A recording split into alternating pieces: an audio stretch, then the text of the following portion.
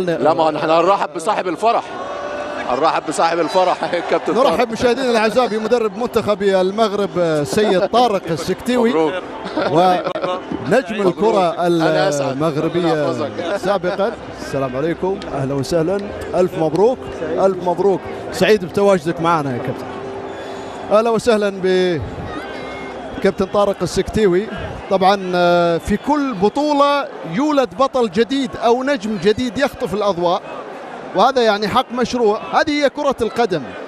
ولكن عندما يكون المدرب مثال يحتذى به للاعبيه وللعرب ولكرة القدم العربية، فيكون هو طارق السكتيوي في هذه النسخة. أهلا وسهلا بك كابتن، سعداء بوجودك معنا وألف مبروك فوز منتخب المغرب. شكرا لك، أنا الأسعد. بكل صراحة هذا الشيء اللي قلتي فهو مهم بزاف، لأن بكل صراحة احنا في هذا المكان هذا لا كلاعبين أو كمدربين اللي خصنا نكونوا حاملين رسالة اللي كتكون أبعد من كرة القدم. كرة القدم جميلة، ربح وخسارة أو تعادل، لكن قيم مهمين وحنا خصنا تكون عندنا هذه الرسالة. فكنحمد الله وكنشكروه أن ربي توفقنا أننا نعطيو رسائل اللي مهمين للأجيال القادمة إن شاء الله الرحمن الرحيم. طبعا شاهدت المباراة، كانت مباراة أعصاب حقيقة، خصوصا مع تقدم منتخب الأردن. كنت أشعر في لحظة من اللحظات خصوصا على مستوى الشوط الثاني بأنك كنت تبحث عن الحلول في أرضية الملعب. هل بالفعل إحساسي كان صائب في أن كابتن طارق السكتيوي كان ينتظر الحلول أو يفكر في موضوع ما أو حل ما في التعامل مع المباراة؟ لا، هو في المقابلة فاش بدينا بالمقابلة احنا بدينا بها بطريقة جيدة وكنا أفضل في الشوط الأول بكل صراحة، لكن دخلنا في الشوط الثاني بواحد الارتخاء اللي غير مفسر واللي كلفنا الكثير. كلفنا جوج ديال الأهداف، لقينا راسنا بين واحد رمشة عين مشجعين على جوج الأهداف. فهناك كان علينا أننا نديروا الاختيار، والاختيار الصائب، خصوصا أن عندنا عانينا من لابليسور ديال البركاوي، العطب البركاوي، فأثر علينا باش أننا يوليو عندنا حلول أكثر من الناحية الهجومية وحنا يعني خاسرين. فالشيء اللي جعلني أنني نفكر باش نديروا الحل جيد، خصوصا أن الوقت بدا كيمشي منا، بقات واحد 20 دقيقة أو 23 دقيقة. فربي وفقنا اننا درنا واحد الاختيار صائب، اننا درنا 3 ديال المدافعين، خدينا لو ريسك ودرنا 4 ديال المهاجمين، والحمد لله ربي وفقنا اننا ضغطنا اكثر، تقنا، بقينا تايقين وجاب الله الهدف ديال التعادل ورجعنا في المقابله. نعم. اولا مبروك يا كابتن طارق. انا عاوز اسالك بس على اصعب فترات المباراه. انا شفتك على الخط اول ما الاردن دخل الجول الثاني خدت شويه عشان تاخد التغييرات. هل كنت بتفكر في ايه في الفتره اللي انت قبل ما تنزل فيها حمد الله وتاخد الريسك؟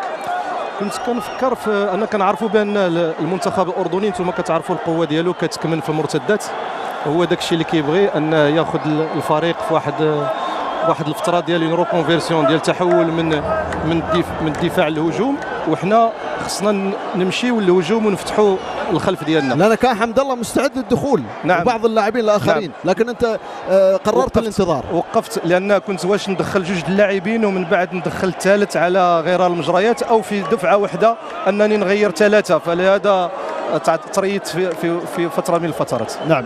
طبعا هناك أحد الأشخاص في الاستوديو الرئيسي لقنوات بي ان لمنتخب المغرب، للنهائي بين منتخب المغرب ومنتخب الأردن، سيتحدث معك مباشرة كابتن طارق. شكرا لك عبد العزيز. اولا عبد العزيز نقول لسي طارق الف مبروك، احنا ما تشرفنا بمعرفته عن قرب لكن نعرف عنه الكثير من بعيد من كل من عمل معه، وحتى لقاء ما شاء الله بدا بالبدايه مباشره بايه قرانيه ان الله لا يضيع اجر من احسن عملا. نقول اول شيء الف مبروك، اشادات كثيره تلقاها من اللاعبين من الاستوديو هنا، وبالتالي احنا نترك له الكلمه الان لصديق طفوله، من يعرف هذا الرجل، لمن اعطانا اسرار شخصيه واخلاق هذا الرجل. كابتن يوسف شيبو تفضل. وجدنا طارق مبروك، الف مبروك. هذا التتويج هو التتويج اللي تتويج اخر بعد سلسله التتويجات اللي كانت في واحد الظرفيه وجيزه. اول شيء كان هما تتويج بالبرونزيات مع الاولمبياد مع المنتخب الاولمبي في اولمبياد فرنسا، ثم تتويج بالشان في شهر 8، والان تتويج اخر مع المنتخب في كاس العرب تزيد الضغوطات اكثر على وليد. نتمنى ان شاء الله هذا يكون حافز لهم وحافز للطاقم وللاعبين في كاس افريقيا ان شاء الله، وتكمل هذه المسيره ديال الانجازات ان شاء الله. تنبغي نبارك لك اول شيء، وتنبغي نهنيك على هذا الروح اللي خلقتي في الفريق، واي فريق تشتغل معه الا وتتحقق معه نتائج. نتمنى لك التوفيق ان شاء الله، ونتمنى لك النجاح، ومبروك مره اخرى، وبارك لكل اللاعبين وكل الاطار اللي معك. شكرا جزيلا يوسف. انا بدوري كنشكركم وكنوجه لكم التحيات ديالي. وشوف فاش كيكون عندك رجال، انا تنقول انا يعني بكل صراحه محظوظ لتواجدي مع هاد اللاعبين هادو. وانا كنامن بواحد الحاجه مهمه يمكن هي شاطرني فيها الراي الكابتن الكبير ديالنا سي ابو تريكه، هو ان كره القدم يعني لو كوتي تكنيكو تاكتيك مهم بزاف، لكن كاين قيم ومبادئ دي فالور وكيدخل بهم الانسان لارض الملعب، هما اللي كيديروا الفارق في اللحظات الحرجه، هما اللي كيديروا الروح ديال المجموعه اللي هي اللي كتعطي الفارق واللي كتوصلك للالقاب. لا كاليتي تكنيك ديال اللاعب يمكن تربحك مقابله 2 3، ولكن باش توصل للالقاب كيخصك مجموعه وكيخصك لاعبين بقلب وبقيم وباخلاق كبيره. انا عايزك تقولي الدعاء اللي قلته بعد اعلانك للقائمه، قائمه اللعيبه. ما متذكرش، لاني متذكر انني قلت كنتمنى من الله نكون ما ظلمت شي احد. هذه اللي في اللاعبين اللي ما كنتش خديت، لانه حقيقه ان الفتره ديال التحضيرات كانت قصيره بزاف بالنسبه لنا مقارنه مع منتخبات اللي كانوا كيجهزوا راسهم وكان عندهم متسع من الوقت، خصوصا الخليج متسع من الوقت باش انه يجهزوا راسهم، وخاضوا الاقصائيات ديال كاس العالم، وكان عندهم مقابلات كثيره ويبنيوا راسهم من الناحيه الهجوميه من الناحيه الدفاعيه. حنا لا، حنا درنا جوج ديال الاستعدادات في شهر 10 وفي شهر 11، ومن بعد دخلنا مباشره لهاد باش نديروا مقابلات من هذا الحجم. لكن مره واحده اخرى الرجال كانوا من اول يوم صعبوا عليا المأموريه في الاختيارات، فاش درت القائمه قلت انني كنتمنى من الله ما نكونش ظلمت شي واحد من الاخوان ديالهم اللي ما جاوش معنا. انا شفت 3 طارق السكتيوي نعم كمدرب في الاولمبياد حاجه، في الشان حاجه، في كاس العرب حاجه، اساليب مختلفه، مرونه تكتيكيه.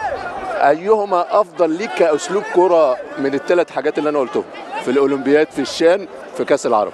والله كل حقبه وعندها الرجالات ديالها، وكل حقبه وعندها الطريقه ديال التعامل ديالها. احنا في الشان كانوا لاعبين اللي كانت الامكانيات من الناحيه الهجوميه كبيره بزاف، وفي نفس الوقت كانوا اللاعبين متوفرين. يعني ما كانش الحمد لله هذا الشيء اللي عشنا فيه في هذه المنافسه هذه.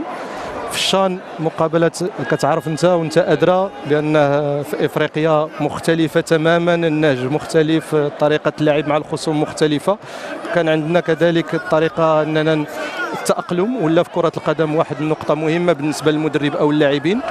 وفي هذه المنافسه هذه لاعبين بمؤهلات كبيره، لكن كان عندنا كيفاش نتعاملوا مع الاعطاب، من كذلك كيفاش نتعاملوا مع اللاعبين اللي جاوا منهوكين بدنيا وجاوا من سفريات بعيده بحكم المشاركه ديالهم في الشامبيونز ليغ وفي كاس الكونفدراليه الافريقيه.